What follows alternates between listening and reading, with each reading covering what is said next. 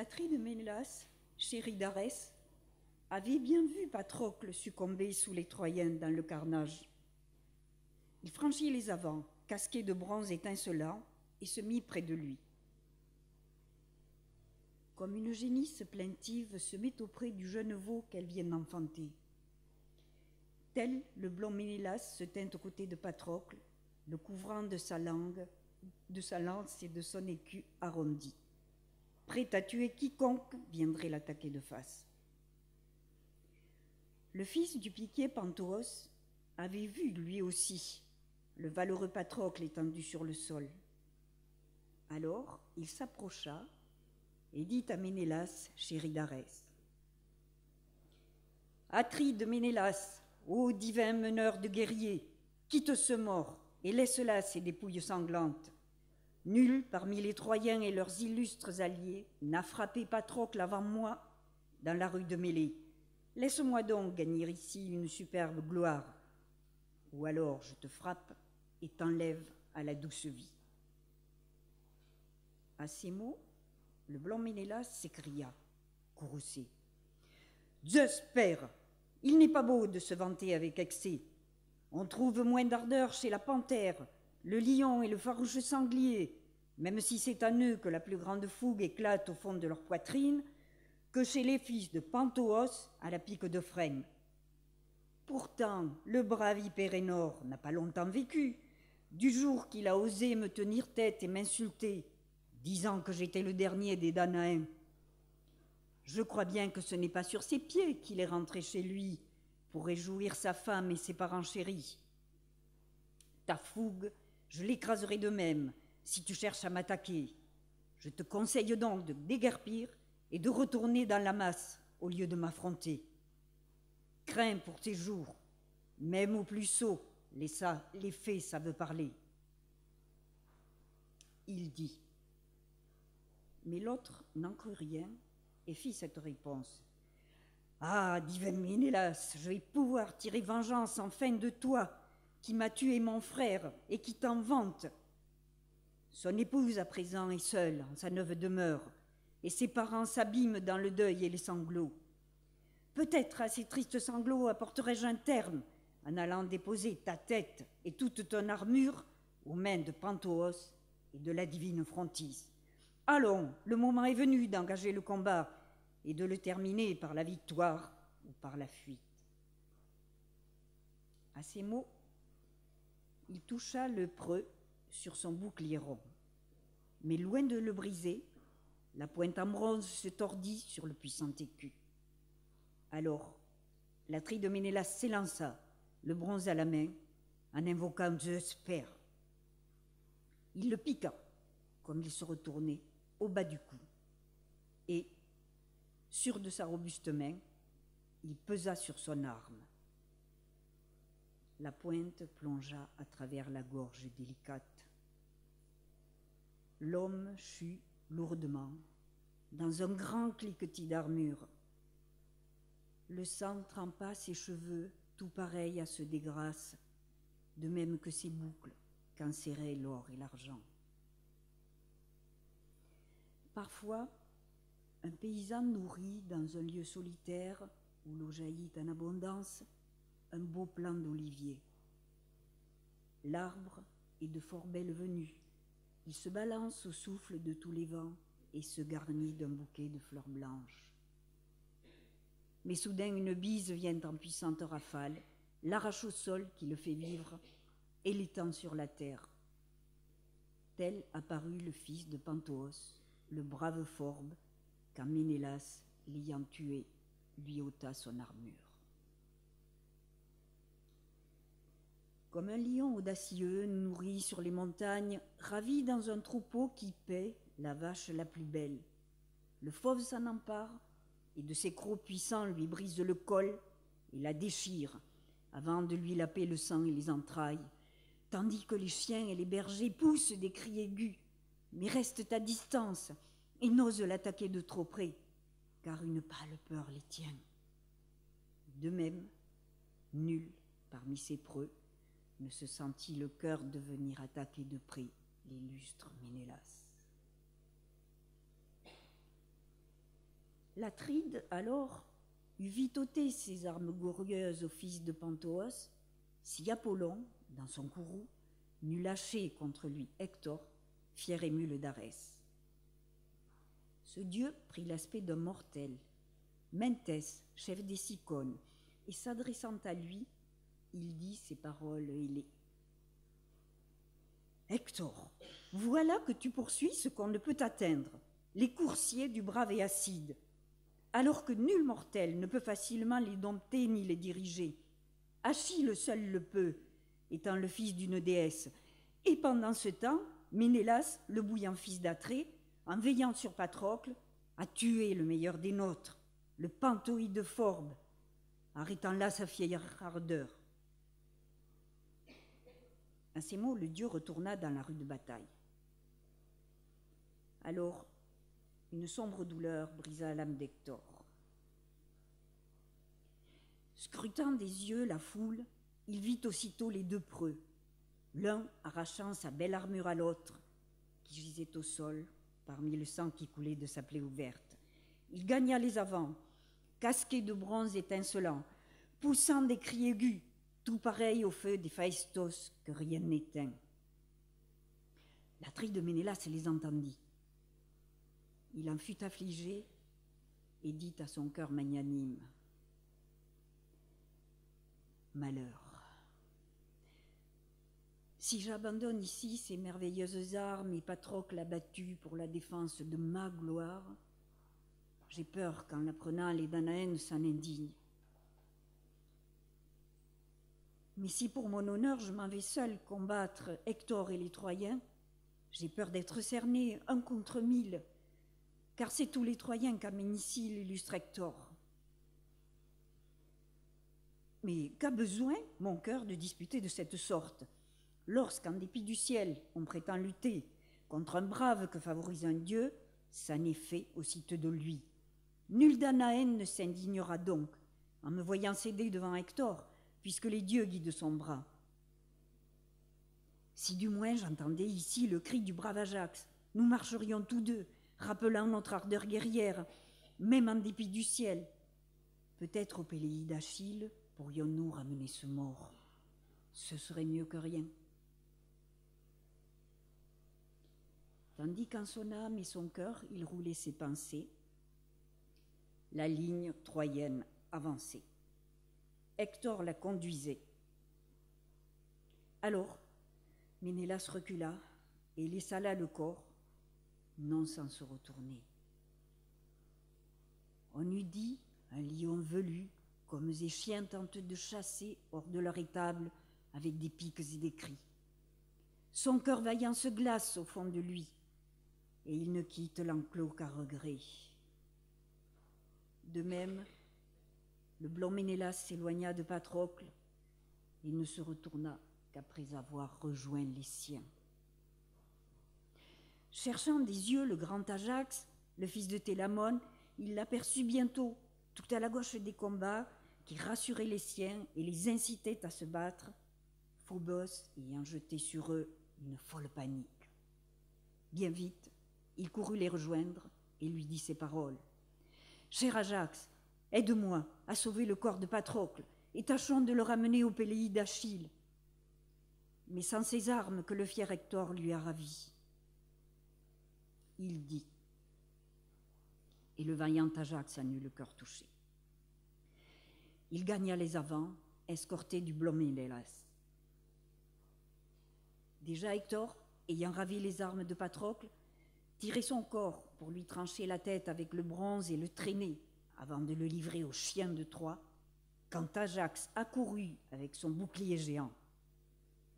Hector alors se replia vers la foule des siens en sautant sur son char et fit porter les belles armes jusqu'à la ville où elles lui vaudraient beaucoup de gloire.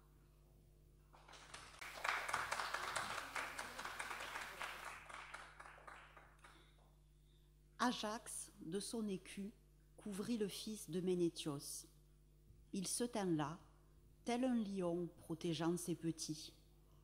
Comme il les a menés, il a rencontré des chasseurs au fond des bois.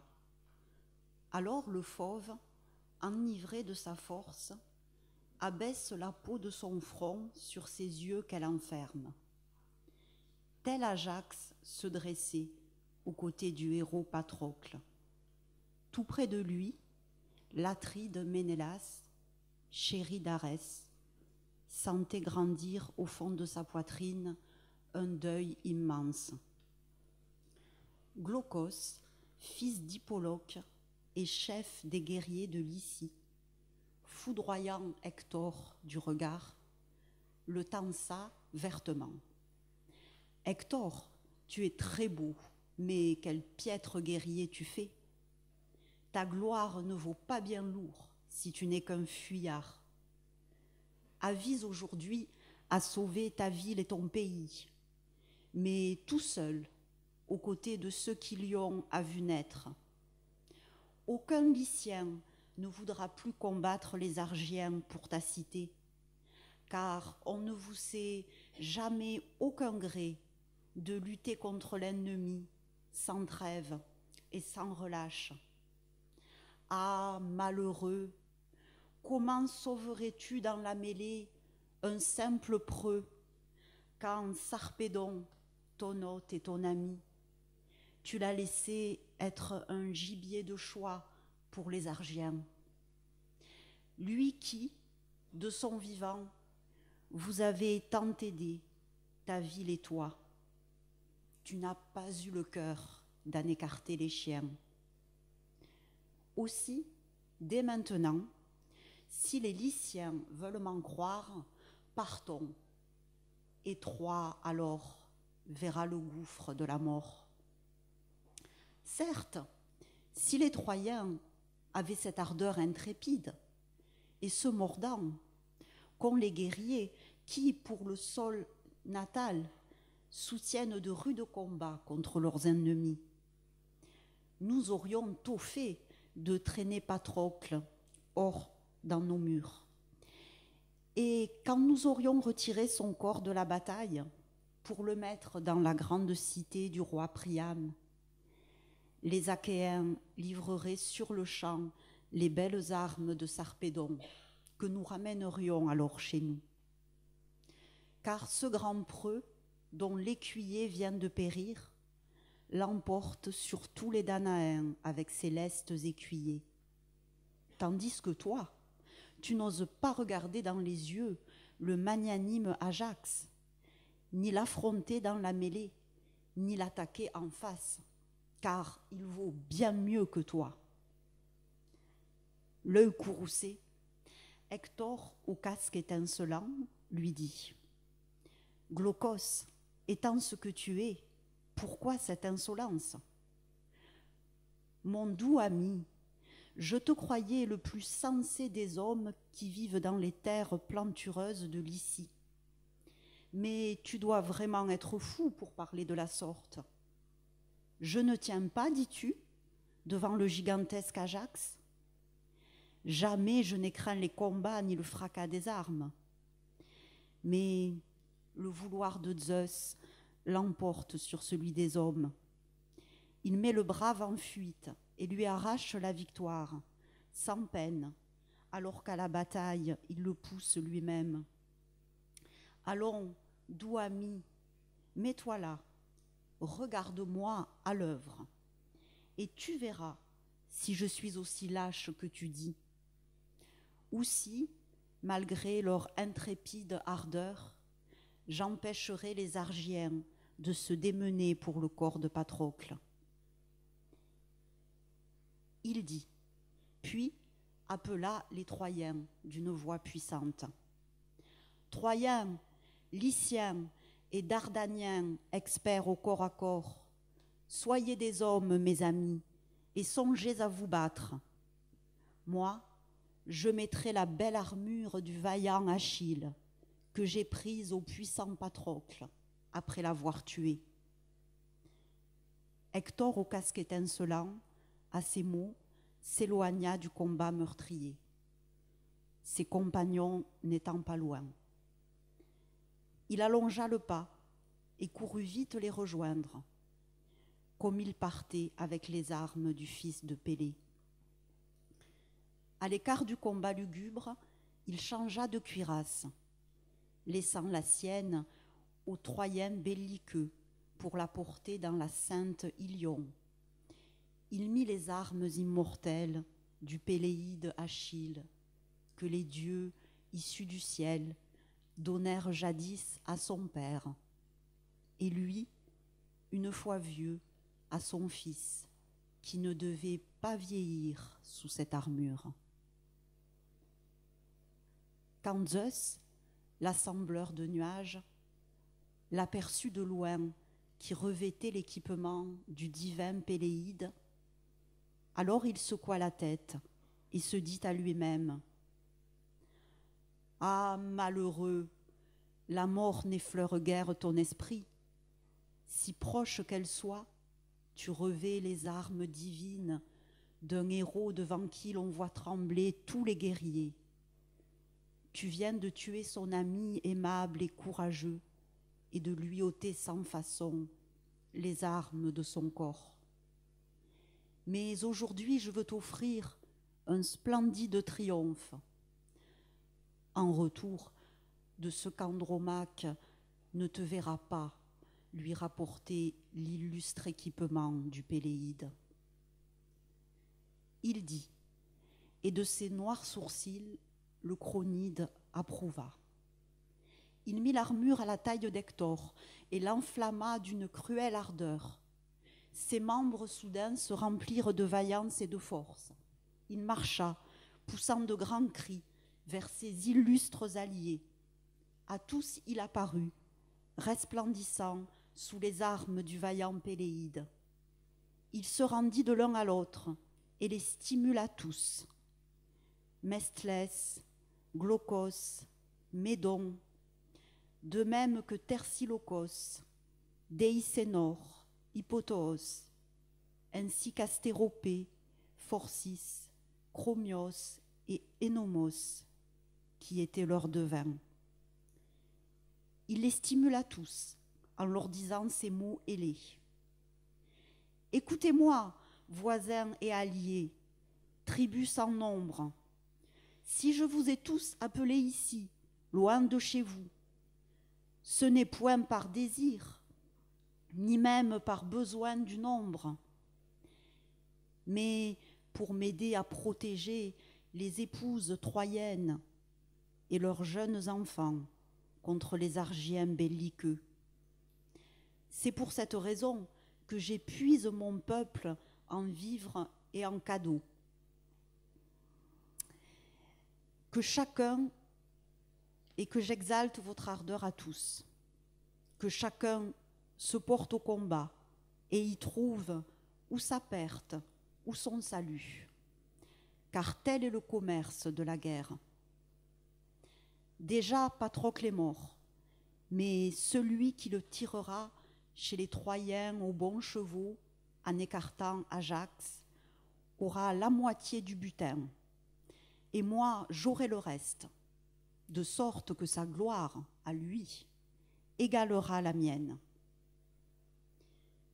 Il dit, et tous alors, d'un seul élan, pique levé, pesèrent sur les Danaens. Ils comptaient bien, les pauvres, arracher le cadavre au fils de Télamon, Ajax. Mais ce fut lui qui, sur ce corps, les immola en masse. Tourné vers Ménélas au cri sonore, Ajax lui dit : « Doux ami, divin Ménélas, j'ai perdu tout espoir que nous puissions jamais tous deux sortir de ce combat. Si j'ai peur, ce n'est pas tant pour Patrocle, dont le corps rassasiera bientôt les chiens et les oiseaux de Troie, qu'à cause du malheur qui nous menace tous les deux. Hector nous enveloppe, ainsi qu'un nuage de guerre, et devant nous déjà s'ouvre le gouffre de la mort.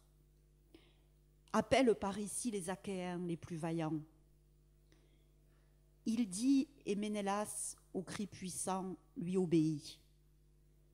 De sa voix la plus forte, il cria donc aux Danaens : guide et conseiller des Achéens, ô mes amis, qui près des fils d'Atrée, Agamemnon et Ménélas, buvez le vin public et commandez chacun au vôtre.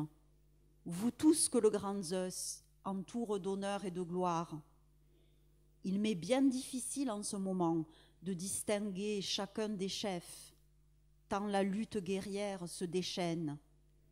Venez sans qu'on vous prie et rougissez de voir Patrocle servir de divertissement aux chiennes d'Ilion. Le prompt Ajax, fils d'Oïlée, entendit son appel. Il accourut le tout premier à travers le carnage, avec Idoménée et l'écuyer d'Idoménée, Mérion, digne émule d'Énial meurtrier.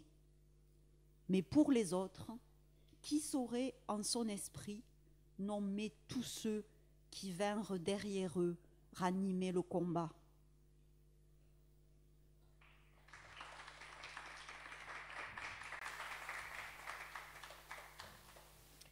Tels ils luttaient, pareils au feu, et nul n'aurait pu dire si l'on voyait encore briller le soleil et la lune, car une brume recouvrait sur le champ de bataille tous les preux entourant le corps du fils de Ménétios. Partout ailleurs, Troyens et Achéens aux bonnes guêtres combattaient sans encombre sous le ciel. Au-dessus d'eux, le soleil rayonnait d'un vif éclat, aucun nuage sur les monts ni sur terre. Ils se battaient, faisaient des pauses en se tenant et tâchaient d'esquiver des deux côtés les traits funestes en se tenant bien loin. Mais ceux du centre s'épuisaient dans le brouillard et le combat, et les meilleurs pliaient sous les reins sans pitié. Pourtant, deux valeureux guerriers, Thrasimède, Antiloque, ignoraient toujours que Patrocle, preux sans reproche, avait péri, et croyaient que, vivant, il se battait encore avec les siens au premier rang. Soucieux d'épargner aux leurs la mort et la panique, ils luttaient à l'écart, comme Nestor l'avait prescrit quand il les poussa des navires noirs vers la mêlée. Les autres se heurtèrent tout le jour en un combat terrible. Sans relâche, la fatigue et la sueur souillaient genoux, jambes et pieds de chacun de ces braves, ainsi que les bras et les yeux de ceux qui se pressaient autour du vaillant écuyer d'Achille aux pieds légers. De même qu'un tanneur parfois fait tendre par ses gens la peau d'un grand taureau qu'ils viennent d'imbiber de graisse, l'ayant prise, il s'écarte, faisant cercle pour l'attendre. Bientôt l'humidité s'en va, mais la graisse y pénètre sous leur effort, et la peau tout entière se distend. Ainsi, sur un espace étroit, chacun des deux partis tirait le mort de son côté. Tous avaient bon espoir, les Troyens de le traîner jusqu'à Troie, et les Argiens jusqu'à leur creuse nef. Et tout autour de lui montait l'affreux tumulte. Arès, meneur de guerre, et Athéna, malgré tout leur courroux, n'auraient rien trouvé à redire. C'est ainsi qu'en ce jour, Zeus redoublait l'âpre combat des hommes et des chars, luttant pour le corps de Patrocle. Mais le divin Achille ignorait qu'il avait péri.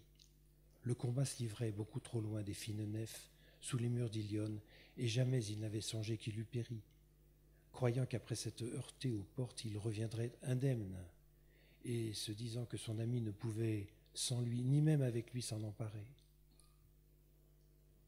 Sa mère, le prenant à part, lui avait maintes fois conté les desseins du grand Zeus, mais sans lui révéler jamais l'affreux malheur qui venait de lui arriver, la mort du meilleur, du plus cher de tous ses compagnons.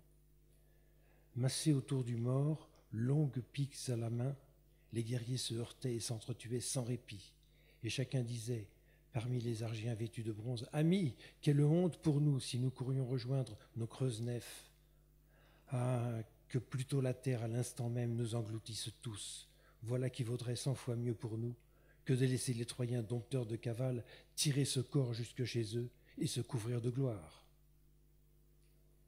Et chez les Troyens au grand cœur, chacun parlait ainsi, « Amis, même si nous devons tomber près de cet homme jusqu'au dernier, que nul de nous ne quitte le combat. » C'est ainsi qu'il parlait, fouettant la fougue de chacun.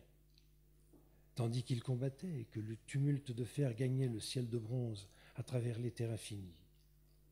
Quant aux chevaux de l'Éacide, à l'écart du combat, ils pleuraient depuis que le bras de l'homicide Hector avait fait rouler leur brave écuyer dans la poussière.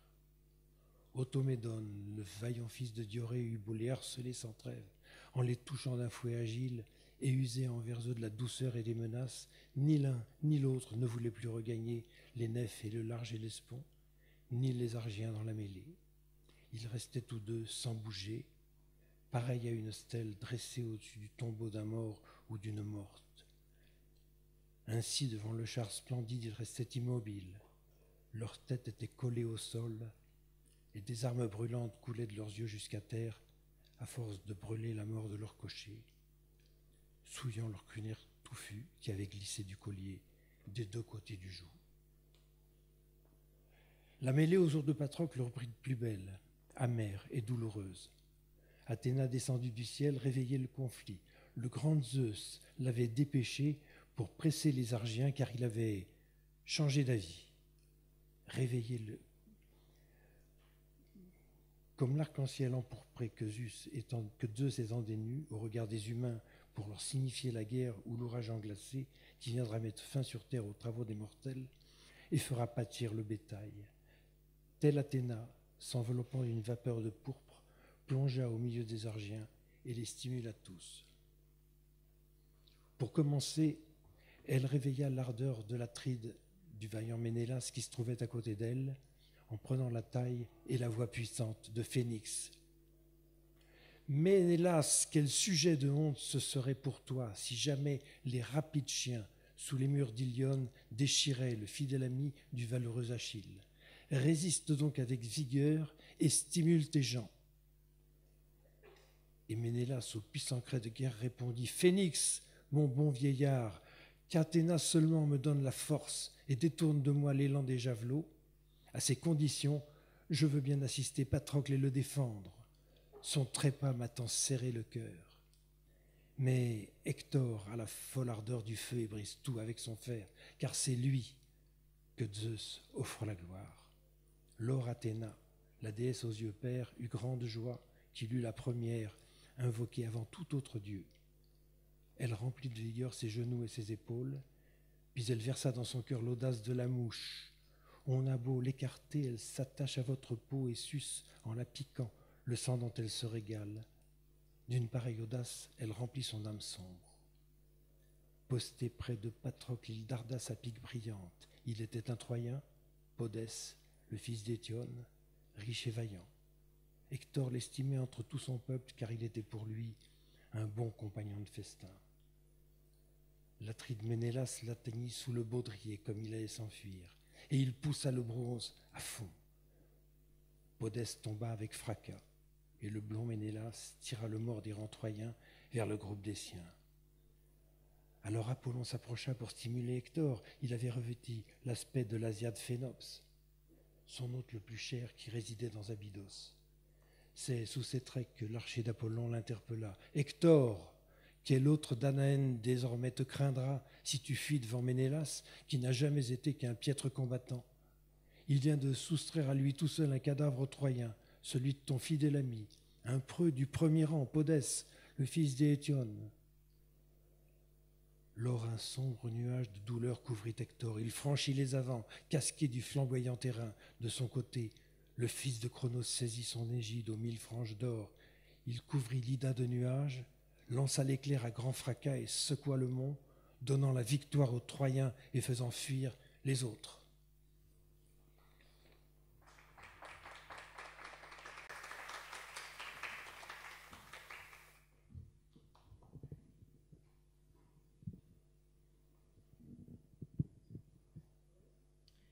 Le fils de Télamon, le grand Ajax, dit en premier: Hélas, même un enfant se rendrait compte cette fois que Zeus père en personne est là pour aider les Troyens. Tous leurs traits portent désormais, quel que soit le tireur, bon ou mauvais. Zeus les conduit toujours jusqu'à leur but, tandis que pour nous tous, ils tombent sans succès à terre. Eh bien, choisissons le parti qui sera le meilleur. Chercherons-nous à tirer le cadavre, ou prendrons-nous le chemin du retour pour réjouir le cœur des nôtres qui tournent vers nous leurs yeux effarés en se disant que la fougue et le bras puissant de l'homicide Hector ne s'en tiendront pas là, mais fondront sur nos noirs vaisseaux. Qu'un de nos compagnons parte annoncer en toute hâte au Péléide que son cher ami vient de périr, car je crois qu'il ignore encore cette affreuse nouvelle. Mais je ne puis voir parmi nous le guerrier qu'il nous faut, car le brouillard couvre à la fois combattants et chevaux. Grand Zeus, tire de ce brouillard les fils des Achéens. Donne-nous un ciel clair et permets que nos yeux y voient, puis fais-nous périr en plein jour, puisqu'il te plaît ainsi. Il dit, et le Père des dieux eut pitié de ses larmes. D'un coup, il dispersa la brume et chassa le brouillard. Le soleil brilla, et l'on vit tout le champ de bataille. Lors Ajax dit à Ménélas au puissant cri de guerre, « Regarde, divin Ménélas, si tu n'aperçois pas toujours en vie Antiloque, le fils du grand Nestor. Si tu le vois, dépêche-le en hâte auprès d'Achille pour lui faire savoir la mort de son plus cher ami. » Il dit, et Ménélas au cri puissant lui obéit. Il s'en alla, comme un lion s'éloigne d'une ferme lorsqu'il est las de harceler les hommes et les chiens, qui pour défendre contre lui la chair grasse des bœufs veillent toute la nuit. Le fauve a faim de viande fraîche et fonce devant lui, mais c'est en vain, car trop de piques et de brandons en feu s'échappent de leurs mains puissantes et retombent sur lui, l'effrayant malgré son ardeur. Au point du jour, il se retire enfin le cœur en peine. Tel Ménélas, au cri puissant, s'éloigna de Patrocle, bien à regret, tant il craignait de voir les Danaens, pris d'une folle peur, le laisser en proie aux Troyens. À Mérion et aux Ajax, il donna main conseil. Ajax, chef des Argiens, et puis toi aussi, Mérion, souvenez-vous de la bonté du malheureux Patrocle, car il savait de son vivant se montrer doux pour tous. Mais à l'heure qu'il est, la mort et le destin l'ont pris. Ayant ainsi parlé, le blond Ménélas s'en alla, jetant les yeux de tous côtés, comme l'aigle qui est, dit-on, l'oiseau du ciel dont les yeux sont les plus perçants, et qui, si haut qu'il soit, peut voir un lièvre aux pieds rapides dissimulé sous un buisson feuillu. Il fonce sur lui, en fait tout aussitôt sa proie et lui ôte la vie. De même, alors, tes yeux brillants, ô divin Ménélas, cherchèrent, à travers le groupe si nombreux des tiens, s'ils ne trouveraient pas le Nestoride encore vivant. Il l'aperçut bientôt, tout à la gauche des combats, qui rassurait les siens et les incitait à se battre. Lors le blond Ménélas s'approcha et lui dit ces mots. « Antiloque divin, viens par ici, que je t'informe du terrible malheur qui n'eût jamais dû se produire. Il te suffit, je crois, d'ouvrir les yeux pour constater que le ciel sur les Danaens fit rouler le désastre. Les Troyens sont vainqueurs. Le meilleur d'entre nous, Patrocle, est mort, laissant un vide énorme au sein des Achéens. Cours vite auprès de nos vaisseaux pour avertir Achille. Peut-être en se hâtant pourra-t-il ramener le mort, mais sans ses armes, que le fier Hector lui a ravies. » En apprenant cette nouvelle, Antiloque frémit. Longtemps, il ne put prononcer un mot. Les pleurs voilaient ses yeux et sa puissante voix était comme enchaînée. Mais loin de négliger l'ordre donné par Ménélas, il courut, laissant son armure à l'ami sans reproche, Laodocos, qui le suivait avec ses promptes coursiers. Antiloque, tout en pleurant, s'éloigna du combat pour porter la triste nouvelle au Péléide d'Achille. Mais ton cœur, divin Ménélas, ne voulut point alors aider les compagnons fourbus qu'Antiloque venait de quitter, laissant un grand vide au milieu des Pyliens. Il leur envoya toutefois le divin Thrasimède et revint lui-même en courant près du héros Patrocle. Il s'arrêta devant les deux Ajax et leur cria « Je viens d'envoyer Antiloque auprès des vaisseaux creux, vers Achille au pied prompt. Mais lui, si courroucé qu'il soit contre le fier Hector, ne pourra pas venir, je pense. Comment se battrait-il sans armes contre les Troyens? Eh bien, choisissons le parti qui sera le meilleur. Chercherons-nous à tirer le cadavre ou allons-nous fuir loin du tumulte troyen à la mort et le trépas? Le fils de Télamon, le grand Ajax, lui répondit. Tu viens de parler comme il faut, illustre Ménélas. Glissez-vous vite, Mérion et toi, sous le cadavre. Soulevez-le et ôtez-le de là. Nous deux, derrière, ayant même courage et même nom, nous contiendrons les pro-troyens et le divin Hector, car de tout temps nous avons tenu tête ensemble aux violentes Arès. Il dit, et les deux autres soulevèrent le cadavre bien au-dessus du sol. Derrière eux, les guerriers troyens crièrent en voyant les Achéens prendre le mort. Les Troyens se ruèrent comme font des chiens chargeant un sanglier blessé en avant de jeunes chasseurs. Les chiens commencent par courir, prêts à le mettre en pièces, mais que le fauve se retourne et s'assure en sa force, ils battent en retraite et se dispersent en tous sens. Tels les Troyens en foule suivaient l'ennemi sans trêve, piquant de leur épée ou de leur lance à double pointe. Mais lorsque les Ajax se retournaient et se dressaient contre eux, ils changeaient de visage et aucun n'osait plus faire un bond en avant pour leur disputer le cadavre. Ils s'acharnèrent à porter le mort loin du combat vers les navires creux. Et derrière eux se déploya une lutte sauvage. On eût dit un feu qui soudain jaillit et monte à l'assaut d'une ville. Les murs croulent dans une vaste flamme où ronfle la fureur du vent. C'est ainsi que l'on entendait se lever sur leurs pas le fracas continu des coursiers et des hommes d'armes. On eût dit des mulets animés d'une grande ardeur et qui traînent au bas d'un mont par un sentier rocheux, une poutre ou la quille énorme d'une nef. Leur cœur s'épuise de l'effort sous la fatigue et la sueur. Tels ils peinaient à emporter le mort. Mais derrière eux, les Ajax tenaient bon. On eût dit un coteau boisé coupant la plaine et tenant bon sous la force des eaux. Il arrête le cours brutal des torrents furieux et de tous aussitôt détourne l'élan vers la plaine sans que leur cours impétueux parvienne à l'ébranler. Tels, sans répit, les deux Ajax endigués par derrière l'attaque des Troyens. Deux guerriers surtout les suivaient. Le noble fils d'Anchise, aîné, et le brillant Hector. Parfois, une bande de geais ou des tourneaux s'envole en criant à la mort lorsqu'elle voit fondre sur elle un épervier portant le meurtre aux tout petits oiseaux. Tels, devant Énée et Hector, les jeunes Achéens, oubliant leur ardeur, fuyaient en criant à la mort. Dans leur déroute, ils laissaient choir beaucoup de belles armes sur les bords du fossé, mais le combat ne cessait point.